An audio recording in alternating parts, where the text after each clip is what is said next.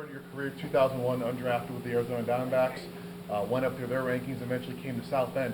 Tell me a little about your time in South Bend. It was an awesome time. I mean, it was my first full season. I think it was like 19 years old, and it was the first time I was in the cold weather like that. But I enjoyed my time over there. It was a great stadium, great facility, and it's times that you never forget. Was it a little bit of an adjustment going to the any snow to deal with, or just cold weather? Yeah, no, it was a adjustment. Obviously, we have to never used to that weather conditions, but it's something that you get used to it, and you learn how to play with that type of temperatures, and it was nice.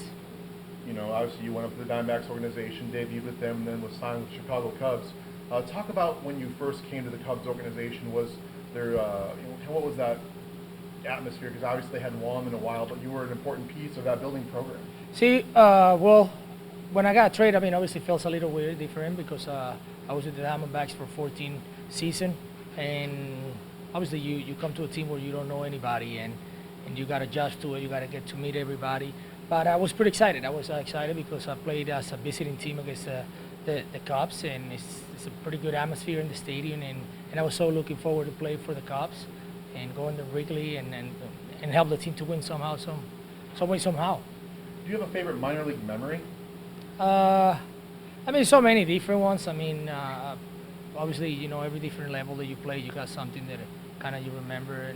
And South Bend, it was the first day that we went out there and took batting practice. I was thinking, I'm like, man, I don't think I can do this in these weather conditions. But and then obviously the minor league is always it's always a learning process, and it's still being a learning process for us.